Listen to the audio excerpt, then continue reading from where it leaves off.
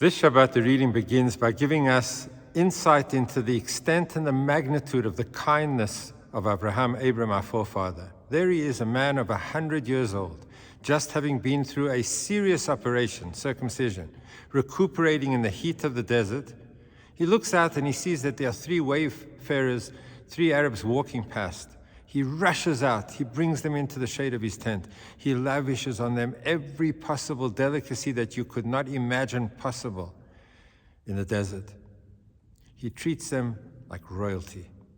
And he sets the tone, and he gives us the example as to how we should address the needs of those around us who require help, to look after people in a way that we address their every need with dedication, with love, with personal commitment, even when it's not comfortable for us to do that. How important the mitzvah of hachnasat orchim, of bringing guests into our home and looking after their needs. Later on in the same portion, Abraham arrives in the city of Beersheba, and there he sets up an Eshel. We don't know what an Eshel means, so the Talmud tells us that there are 2 opinions that explain what an Eshel is. One opinion says it was a pundak. It was a building, a hotel that he set up so that there would be adequate and ample lodging for any person who would pass by his home in Beersheba.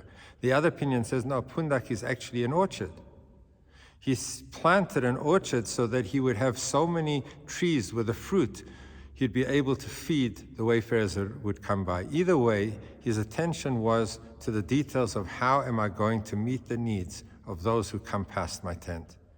But what is the difference between setting up a structure, a physical building, or planting a tree? Well, each of them has an advantage. A tree has the advantage of defying the passage of time, because a tree begets other trees. There are saplings, there are seeds. The trees of the forest beget more trees, and eventually the forest continues for thousands and thousands of years to grow and to develop. That's the strength of the forest. A house, by contrast, no matter how strong you build it, no matter how powerful the foundations are, as time goes by, it begins to take its toll. The house eventually develops cracks and eventually disintegrates. It does not have the longevity as does have the trees of the forest.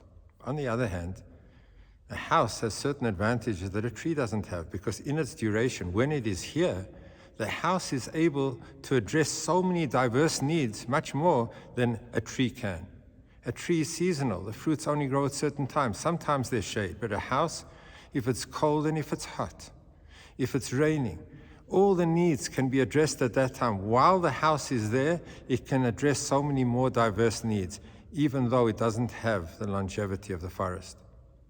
Most things in this world have one advantage or a different advantage, but the house of Avraham incorporated both.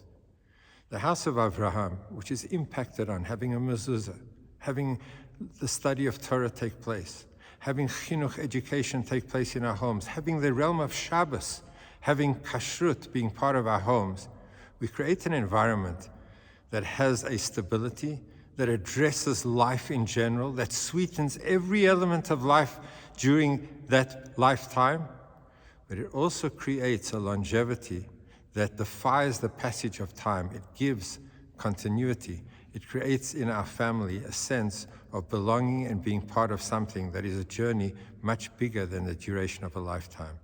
Abraham's home had the advantage of the lodging, the hotel, and it had the advantage of the trees of the forest. He was able to address all the needs of family, of home, of guests, by connecting himself to the eternity of our people, the eternity of the Torah, to Hashem, infinite God. And that is the reason that it was able to address every aspect of life, giving security, shelter, warmth, and address every need that we have in life.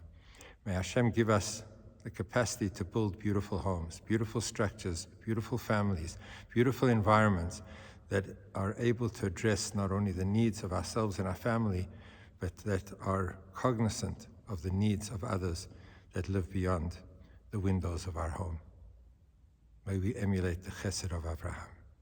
Have a beautiful Shabbos.